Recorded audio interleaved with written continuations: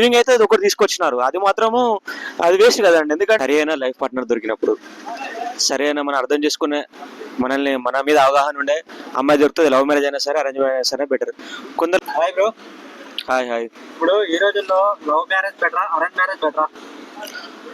Love marriage better, arrange marriage better. ఇప్పుడు మనకు ఒక లవ్ చేసుకుంటారండి, చూస్తున్నాం కదా, లవ్ చేసుకుంటున్నారు, తర్వాతనే వెయిటింగ్ న్యూస్లోకి ఎక్కుతున్నారు. ఏమని? ప్రియుని చంపిన ప్రియురాలు, లేకపోతే ప్రియురాన్ని చంపిన ప్రియులను ఎక్కుతున్నారు. అటువంటి కేసులో లవ్ మ్యారేజ్ ఇస్ వేస్ట్. కొన్ని కొన్ని కూడా చూస్తున్నాం. ఏంది, అరేంజ్ మ్యారేజ్ అయినా సరే భర్తకు వికలాంగం వచ్చినా, లేకపోతే నేను చూసిన ఒక ఛాలెంజ్ చేసి చూశాను. సో భర్తకు వికలాంగం ఉంది, అని ఏమంటారు, ఫిజికల్ హ్యాండిక్యాప్డ్, అరేంజ్ మ్యారేజ్ చేసుకున్నాడు. ఆయన ఇప్పుడు లైఫ్ లాంగ్ అయినా కొంచెం కష్టమే ఇక, నడవడం కానీ చేయడం కానీ. మంచిగా ఉన్న వాళ్ళు కూడా మరి ఎందుకో ఈ మధ్య కాలంలో ఎక్కువ డివర్స్ తీసుకుంటున్నారు. డివోర్స్ అంటే ఏం లేదండి, ఇప్పుడు ట్రెండ్ మారింది అని అంటున్నారు. ట్రెండ్ ఎప్పుడు మారదు. లేదు, ట్రెండ్ ఎప్పుడు మారదు, ట్రెండ్ అలాగే ఉంటది. కానీ మనిషి ఆలోచన విధానం మారుతుంది అంతే. మనిషి మారుతున్నాడు, ట్రెండ్ ఏం మారట్లేదు. అప్పుడే ఉంది, ఇప్పుడు అదే ఉంది. మనిషి ఆలోచన విధానం మారిపోయింది. ఎందుకంటే మారుతున్న కాలంతో పాటు మనిషి మారుతున్నాడు, వాడి ఆలోచనలు కూడా అంత ఘోరంగా మారిపోతున్నాయి. అంటే ఏమని చెప్పొచ్చు అంటే ఆర్గానిక్ అయిపోతున్నాయి వాడి ఆలోచనలు అన్ని కూడా. సో అందుకే ఆ విధంగా అవుతుంది. మనం కరెక్ట్ అయిన పార్ట్నర్ ఉంటే, లవ్ మ్యారేజ్ అయినా సరే, అరేంజ్ మ్యారేజ్ అయినా సరే, ఏది మనము మనకు అర్థం చేసుకునే భాగస్వామి దొరికినప్పుడు సంతోషం. లివింగ్ రిలేషన్ మీద మీ అభిప్రాయం ఏంటి?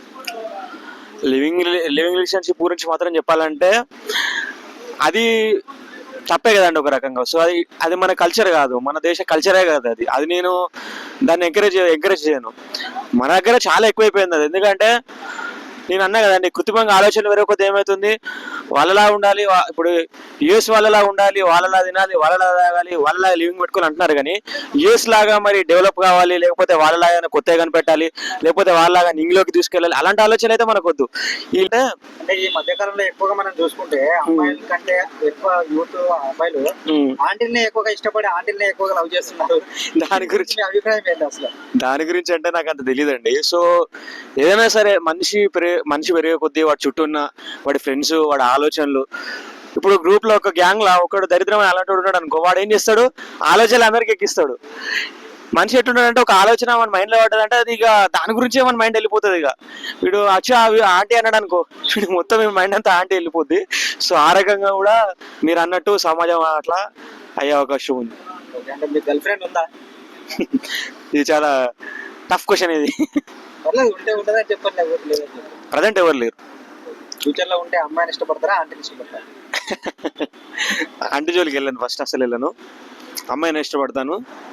మీకు ఇంకొక ఇన్ఫర్మేషన్ కూడా చెప్తున్నా, అది కూడా ఇంట్లో చూసిన వాళ్ళే పెళ్లి చేసుకుంటాను. అంటే అమ్మాయిని ఇష్టపడి వాడుకొని వదిలేసి అరేంజ్ మ్యారేజ్ చేసుకుంటా? నేను అలా కష్టం అండి, మనకు అసలు ఆ ఆలోచన కూడా నాకు ఎప్పుడు మనకు రాదు అసలు.